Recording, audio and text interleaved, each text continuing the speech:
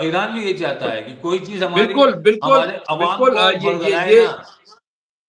ये सही है कि उसको एक्सेप्ट किया। मेरे साथ जुड़ गए प्रोफेसर नदीम अहमद साहब, मैं उनका इस्तकबाल करता हूँ। सीनियर पॉलिटिकल एनालिस्ट हैं और इसके साथ साथ वो मिडिल ईस्ट पे बड़ी गहरी नजर रखते हैं, एक्सपर्ट के तौर पे तमाम जाते हैं चैनलों पे। मैं उनका इस्तकबाल करता हूँ। और यहाँ पे आप देखिए, अभी जयदीप सिंह मुंदला साहब ने हमें जो दिया, ये कब्रिस्तान बनाई है 5,000, और ये कहा है कि ये अमेरिकी फौजियों के लिए हमने कब्रिस्तान तैयार कर दी है और यहीं पे अमेरिकी फौजी दफन करे जाएंगे। ये ईरान ने किया। लेकिन पहली जो नजर में हम बात करेंगे प्रोफेसर नदीम आपसे, कि ये जो धमाका हुआ है, वैसे तो जो तस्दीक शुदा है वो 2 मकामात पे धमाके की खबर आ रही है, लेकिन आमतौर से 4 बताया जा रहा है। मरने वालों की तादाद जो है वो महज 5 है। अल जजीरा और तमाम जो मिडिल ईस्ट वगैरह में मॉनिटर वगैरह में, लेकिन 14 भी बताई जा रही। बहरहाल ये धमाके इस वक्त होना, ईरान भी मना कर रहा है गैस लीक की वजह से, उधर इजराइल भी मना कर रहा है। लेकिन आप इसको कैसे देखते हैं प्रोफेसर नदीम, क्या लग रहा है आपको? उस तरह का कोई अटैक है ये, यानी ये इन दोनों मुल्क की तरफ से ये कुछ इंटरनल ही मामला हो सकता है। गैस ही लीक हुई हो या कुछ और टेस्टिंग वेस्टिंग किसी चीज की ईरान कर रहा हो। बहरहाल ये मुझे एक्सटर्नल मामला नहीं लग रहा है, क्योंकि इस वक्त वो ततैया का छत्ता है ईरान, उस पर हाथ डालना बड़ा मुश्किल है इन दोनों ही कंट्री के लिए। एक तो अपने आप को सीधे सीधे तौर पर मनाही कर रहा है इसराइल कि नहीं जी हम तो इसमें खेल में है ही नहीं।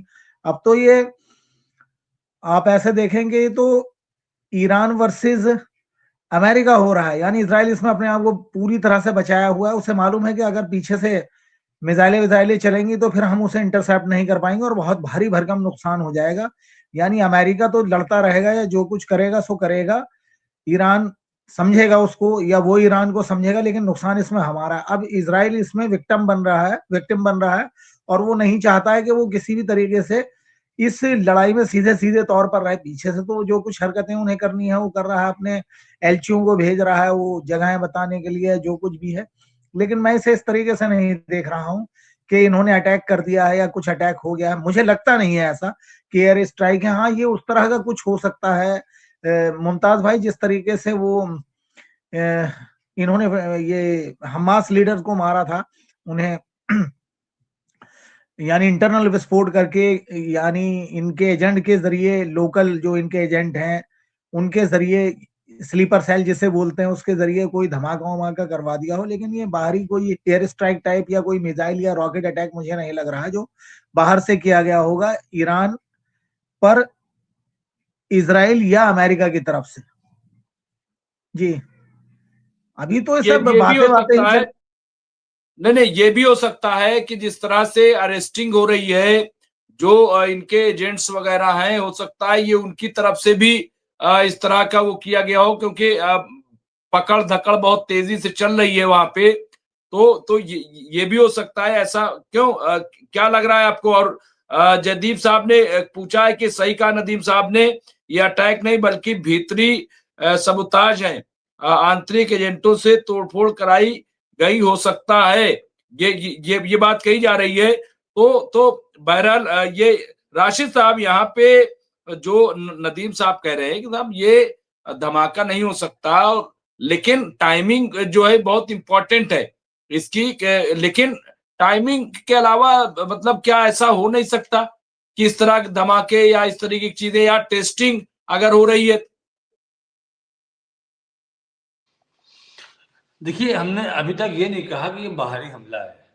हमने आपसे ये कहा कि इसमें अमेरिका इजराइल का हाथ है, और हमने आपसे ये भी कहा कि ये धमाका इंटरनल हुआ है। और आप जो बात कर रहे हैं टाइमिंग की मुमताज भाई, आप बताइए, ईरान का आकर के ये कहना कि हमारे नेवी चीफ सुरक्षित हैं, तो नेवी चीफ को टारगेट कौन कर रहा था कि वो सुरक्षित हैं? आप बताइए, हमारे यहाँ इंडिया में एक विधायक के घर में तो फटता नहीं है गैस सिलेंडर या पाइपलाइन, और वहां नेवी चीफ क्या फट जाएगा इतना आसानी से, जहां वो रह रहे हैं, या उनका रेस्ट हाउस है, या जहां पर उनके रहने की जगह थी या रुकने की जगह थी? ये प्रॉपर इंफॉर्मेशन ना होने की वजह से, या उनका, जैसे आपको याद होगा कतर में हमला हुआ था, वो एक्सटर्नल हुआ था, लेकिन जब हमला हुआ था उस वक्त वो लोग वहां से जा चुके थे, वहां पे थे नहीं स्पॉट पे, इसलिए बच गए। वो उसने एक्सटर्नल किया था, लेकिन ये पिछले हमले की तरह इंटरनल हुआ है, क्योंकि जिस हिसाब से हमने वीडियो देखे मुमताज भाई, धूल की जो गुबार उड़ रहे थे वो गैस सिलेंडर के नहीं लग रहे थे, और बाहर दीवारों को जो हमने देखा, दीवारों में कोई काले धब्बे निशान नहीं थे बारूद के जले हुए। जो हुआ है अंदर से हुआ है, और सारा मलबा बाहर सड़क पे आया है। तो अब हमने आपसे शुरू में एक बात कही थी कि जो प्रोटेस्टर थे, जो आंदोलनकारी थे, वो खामोश बैठ गए। अमेरिका चाहता है कि ईरान को उसमें उलझा के रखो, किसी तरीके से ऐसे खड़े हुए कि हम आ गए हैं, फिर रिजीम चेंज करने की डिमांड हो। ये चाहता है अमेरिका के अंदर से। अच्छा, अमेरिका भी चाहता है कि कम से कम नुकसान में ज्यादा से ज्यादा मेरा फायदा हो जाए। अभी अर्दोगान ने अब्बास अराची को एक सुझाव दिया कि अमेरिका तुम्हारा तेल चाहता है, और तुम अमेरिका की उनके जो तेल के ठेकेदार हैं, उनकी एंट्री कर दो, मामला खत्म हो जाएगा। अब आप समझिए, ये सारी जद्दोजहद हो क्यों रही है? सिर्फ तेल के लिए हो रही है कि तुम हमारे यहाँ जो ऑयल डेवलपर हैं, अपनी मशीन लगा करके तेल निकालेंगे, तुम उनके हवाले कर दो, तो हम इनके ऊपर पाबंदी भी हट जाएगी। ये दुनिया के बहुत अच्छे इंसान भी हो जाएंगे, लौह पुरुष भी हो जाएंगे, सिर्फ तेल दे दे बस। इराक का क्या हुआ? इराक को तबाह किया, तबाह करके तेल का पे कब्जा कर लिया, और एक अकाउंट बना दिया अमेरिका के रिजर्व बैंक ऑफ अमेरिका में, वहां न्यूयॉर्क में। जो तेल से पैसा इराक में आता है वो सीधे उसी में जाता है। आज भी वो पैसा अमेरिका के रहम करम से इराक को मिल रहा है। क्या समझ रहे हैं आप? चीज हमारी है, मालिक हम हैं, और भीख तुमसे मांग रहे हैं हम। ये चीज ईरान नहीं बर्दाश्त करना चाहता, इसलिए ईरान अपने हक के लिए लड़ रहा है, अपने हक के लिए मरने को तैयार है। अर्दोगान बिल्कुल। ने कह दिया है कि और आप नदीम साहब, जिस तरह से ये कहा जा रहा था कि साहब इमाम खुमैनी जो हैं वो बंकर में हैं, सामने नहीं आ रहे हैं, लेकिन आज जब ये कह लें कि सालगिरह थी इंकलाब इस्लामी ईरान की, तो आप जो है वो इमाम खुमैनी के बाकायदा जो है वो मज़ार पे गए, वहां नमाज भी अदा की और बड़ा पुरसुकून माहौल था। तो ये बार बार मुजाहिरा जिस तरह से सैयद अली खामनाई करते हैं, तो क्या ये मुंह पे तमाचा नहीं उन लोगों के जो ये कहते हैं कि डर गए बंकर में, या इस तरह की अफवाहें उड़ाते हैं? भाई वो तो खुलकर सामने आए। मुमताज भाई, मुझे एक बात बताइए कि दुनिया भर के अंदर बंकर क्यों बनाए जाते हैं? एक बात। दूसरी बात, ये व्हाइट हाउस तक के अंदर बंकर है, और जब इस तरह का माहौल चलता है तो क्या लोग खुले घूमते हैं? भाई बंकर के अंदर ही तो जाकर शेल्टर पाते हैं, या वहां पर जाके वो कुश्ती खेलने की जगह है या मनोरंजन की जगह है बंकर? बंकर इसीलिए जान बचाने की तो जगह है। और जो सुप्रीम लीडर होता है, क्या मुल्क की फौज, जो सुप्रीम सरबराह है फौज के भी, क्या फौज उनको बचाएगी नहीं? अगर वो बंकर में भी चले जाते हैं तो इसमें क्या बात है? और वो तो दिलेर लोग हैं, ये हुसैन वाले लोग हैं, डरने वाले लोग हैं। वो तो बार बार आकर सामने बोलते हैं। अगर इतनी हिम्मत और जुर्रत ना होती, कोई और होता तो अमेरिका से सीधा सीधा इस तरीके से बोलता, आंख में आंख डालकर, कि उसके बेड़े के सामने अपना बेड़ा लगा देता। और सिर्फ झुकने की तो बात है भाई, कुछ मुआहदे हैं, कुछ कंडीशंस हैं। वो अमेरिका यही तो चाहता है कि तुम उस पर अमल कर लो, तो फिर हम लड़ेंगे नहीं तुमसे। अगर ये लोग बुजदिल होते, ये तो शहादत वाले लोग हैं, ये डरेंगे कुछ? लेकिन अगर कोई ऐसा बोलता भी है कि वो बंकर में चले गए, तो बंकर होता किस लिए? मैं उससे ये पूछना चाहूंगा। अरे बंकर आदमी को महफूज रखने के लिए ही तो बनाया गया है ना। बंकर में क्या लोग नहीं छुप रहे थे? नेतन्याहू तो मुल्क ही छोड़कर चले जाते हैं। तो खुला घूमता है कोई आदमी ऐसे, जब ये जंग का माहौल होता है, ऊपर से एयर स्ट्राइक होती है, तो कोई भी ऐसा जो सबसे बड़ा आदमी हो उस मुल्क का, जिसके ऊपर सबसे भारी जिम्मेदारी हो, जो सरबराह हो वहां का, वो खुला घूमेगा, ऐसे ही घूमता रहेगा वो। अरे ये तो बहुत दिलेर है भाई, ये तो खामे साहब जैसा तो दिलेर आदमी कोई होगा भी नहीं इस सदी में, तो मुझे दिखता भी नहीं कोई दूसरा आदमी। और इतनी उम्र का आदमी तो वैसे ही हार जाता है, वो तो घर से निकलता भी नहीं है, वो तो कहता है कि भाई मैं तो जी जा लिया, अब क्या करूंगा मैं, छोड़ो सब कुछ। कौम के लिए लड़ रहे हैं, अपने मुल्क के लिए लड़ रहे हैं, और आंखों में आंखें डालकर और हाथ से हाथ लड़ाकर, पंजा लड़ाकर बात कर रहे हैं इस वक्त। और ये कोई डरने डराने वाली चीजें नहीं है। ये तो देखिए, अगर डर जाते तो फिर ये सब नौबत ही नहीं आती। ये जो 6, 7, 8 महीने के अंदर इस तरह की नौबत आ रही है, ये इसीलिए तो आ रही है ना कि डरे नहीं वो। अगर डर जाते, बात को मान लेते, तो ये नौबत ही नहीं आती। फिर क्या था, फिर तो वो इसराइल भी चौड़ा होता और अमेरिका भी हो जाता। तो ये बेकार की बातें, ये सब कोई बात नहीं है। और ये बहुत दिलेर लोग हैं, दुनिया को सोचना और देखना चाहिए कि इतने दिलेर लोग इस सदी के अंदर हैं। क्या क्या होता रहा है और क्या क्या करके दिखा दिया।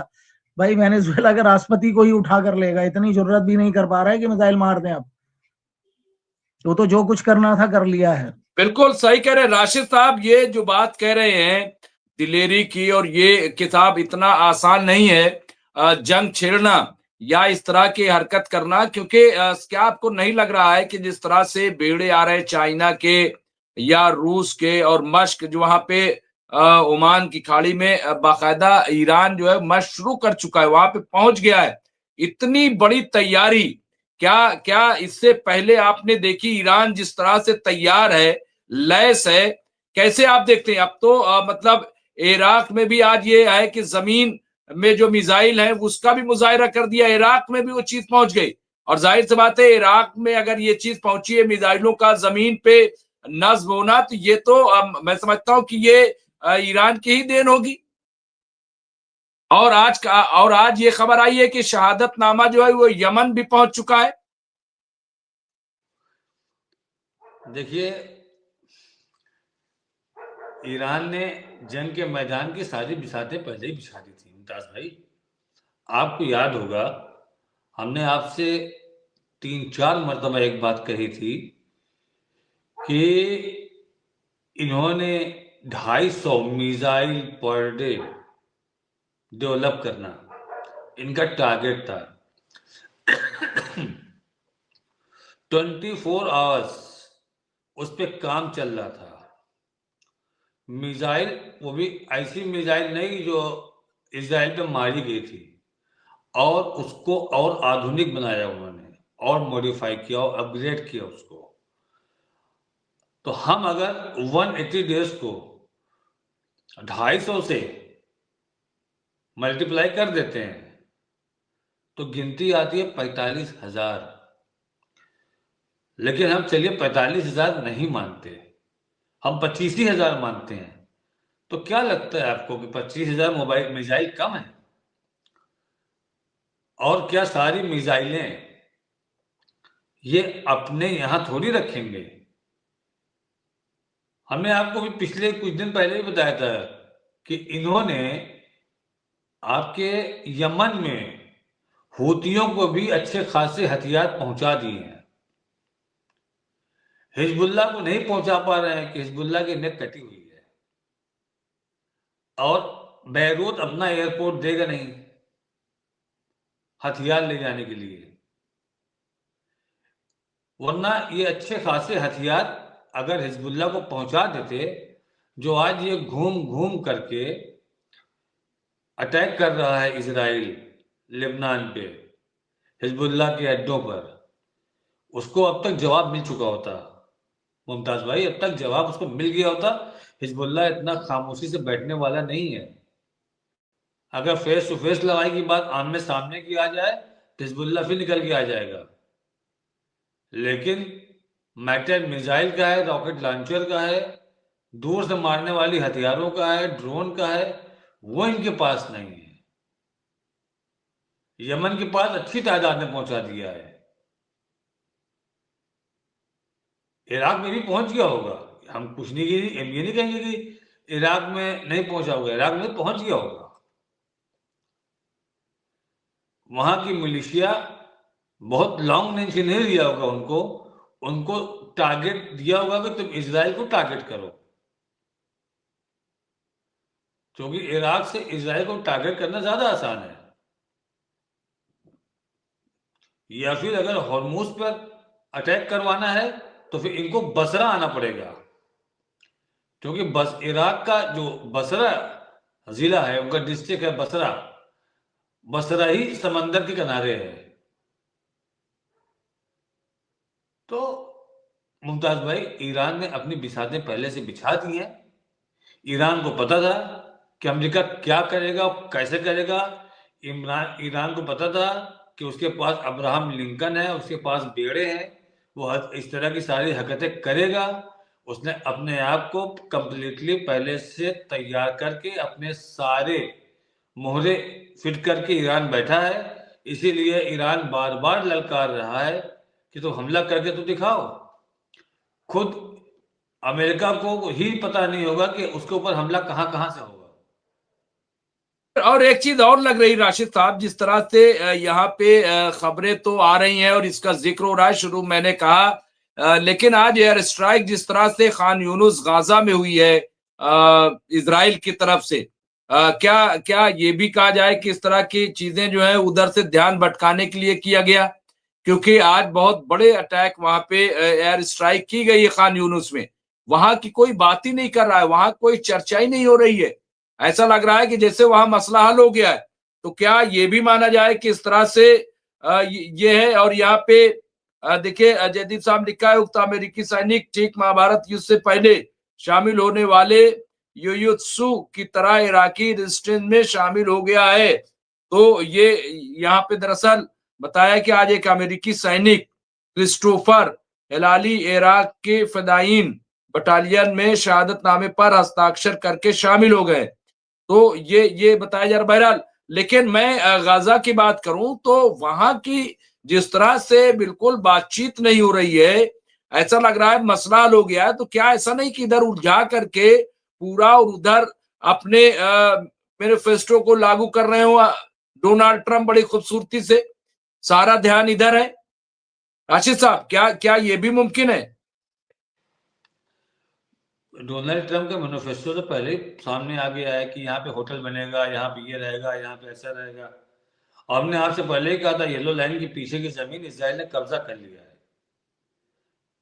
अब जो ये गाजा दिखा रहे हैं, वो दिखा रहे हैं उतना जितना इनके पास है। उसमें भी होटल बनेंगे, टाउनशिप बनेगी, हॉस्पिटल बनेंगे, बीच बनेंगे, एयरपोर्ट बनेंगे, सब बनेंगे। लेकिन जो हमला हुआ है आज गाजा में, तो उसको देख के क्या कहें। बेशर्मों और बेगैरतों के चेहरे से नकाब उठ रही है, बाकी कुछ नहीं कर सकते। आईआरजीसी को टेररिस्ट ग्रुप में डालने वाले यूएन के बेशरम लोग आईडीएफ को नहीं डाल रहे टेररिस्ट ग्रुप में, नहीं देख रहे क्या कर रहा है वो। ये अंतरराष्ट्रीय कानून है कि अगर सीज फायर हो जाता है तो दोनों में से कोई उसका वॉलेशन नहीं कर सकता। और इजराइल धड़ाधड़ यहां भी हमला कर रहा है, वहां भी हमला कर रहा है। अरे जंग तो वो होती है मुमताज भाई, जो दो पक्षी होती है। वन साइडेड टू जेनोसाइड आप कर रहे हो। अब वो बेशरम लोग बोल रहे हैं कि आईआरजीसी ऐसा कर रहा है, आईआरजीसी वैसा कर रहा है, तो उन लोगों के चेहरे से नकाब उतर रहे हैं। वो सब बेनकाब हो रहे हैं, दुनिया देख रही है, खुद उनकी आवाम देख रही है। वो अपने सरकारी न्यूज चैनल के न्यूज में इन सब चीजों को सेंसर कर सकते हैं, लेकिन ये सब सोशल मीडिया में बहुत चलता है। सोशल मीडिया पे इन चीजों को ये रोक नहीं सकते हैं। अरे 20-22 लोग मार दिया, 25 लोग मार दिया, कोई मतलब ही नहीं है। अरे 25 लोग इजराइल में मार दिए जाएं तो आप देखिए कितना हंगामा हो जाएगा। इजराइल को तो अपने यहाँ के एक एक मुर्दे की लाश तक चाहिए थी, कंकाल तक चाहिए था। यहां तुम जिंदा लोगों को मार रहे हो। हमने आपसे कल भी कहा था कि हमारा दिल तो नहीं कहता है कि जंग जैसे हालात हो और बेगुनाहों की जान जाए, लेकिन जब हम गाजा को देखते हैं ना, इजराइल को देखते हैं, हम चाहते हैं हो जाना चाहिए।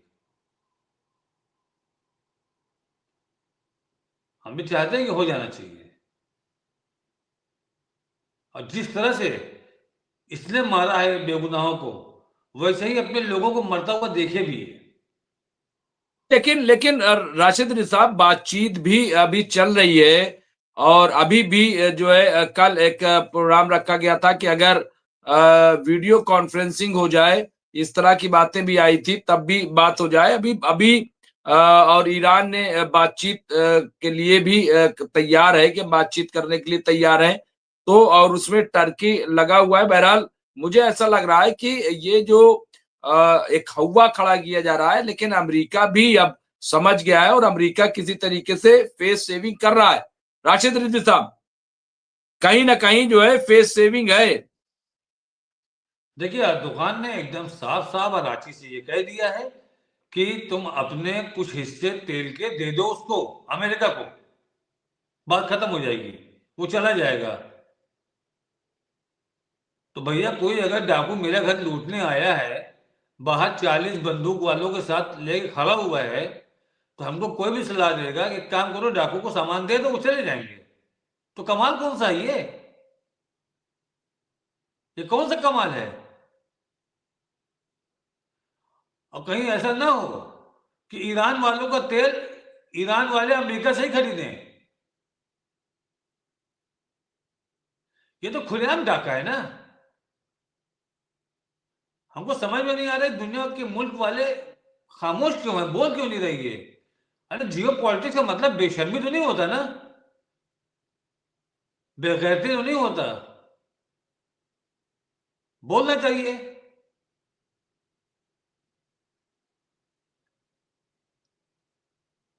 उनको तेल चाहिए, तेल के खेल के लिए वो जंग तक पूरी मुसल्लत कर देंगे। तेल के लिए उन्होंने वेनेजुएला के राष्ट्रपति को उठा लिया, बाद में उस चीज को एक्सेप्ट किया, हमारा तेल था, हमको हमारा तेल मिल गया। तो ये सब चीजें दुनिया के लोग देख रहे हैं। अभी एक के बाद एक का मौका नंबर आएगा। गद्दाफी ने सही कहा था, गद्दाफी ने ओआईसी की मीटिंग में कहा था, और ये कहा था कि इस तरह से इराक के मसले पर कहा, इस तरह से खामोश बैठना, आज नंबर इराक का है, कल हमारा, परसों आपका होगा। तो उसमें बशर अल असद देख के हंस रहे थे। आज कहां है बशर अल असद? गद्दाफी को मार दिया। डर है कतर को, डर है कुवैत को, डर है सऊदी अरब को, डर है ओमान को, डर है मिस्र को। क्यों डर है? क्योंकि तुम लोग खुद एक दूसरे पे भरोसा नहीं करते हो। देखिए, जो ट्यूनिंग है, जो दोस्ताना है, जो रिश्ते हैं, जो भरोसा है, वो सिर्फ और सिर्फ अमेरिका और इजराइल के बीच में है। बाकी अरबों में तो अवसरवादी रिश्ते हैं कि जरूरत पड़ेगी एक गले लगा लेंगे, और जरूरत पड़ेगी तो गला काट भी लेंगे। इसलिए कोई इन लोग एक साथ एक आवाज में, एक सुर में आने की हिम्मत नहीं कर रहे हैं। जिस तरीके से ये हंगामा आराई कर रहे हैं, सऊदी अरब ने कह दिया कि हमारा आसमान, हमारी जमीन, हम कुछ नहीं देंगे। सऊदी अरब ने ये कह तो दिया, लेकिन सऊदी अरब को डर ये है कि कल को हमारी जगह कतर न ले ले, जो हमारा मुकाम था कहीं ओमान न ले ले। तो मुमताज भाई, एक होती है गैरत। आज ईरान जिंदा है अपनी गैरत के लिए। 40 साल तो उसके ऊपर पाबंदियां हैं, वो झुका नहीं। अगर उस पर पाबंदियां नहीं होती तो आज उसकी इकॉनमी पता नहीं कहां से कहां होती, उसका डेवलपमेंट इंफ्रास्ट्रक्चर, टेक्नोलॉजीज पता नहीं कहां से कहां होते। इतनी पाबंदियों के बाद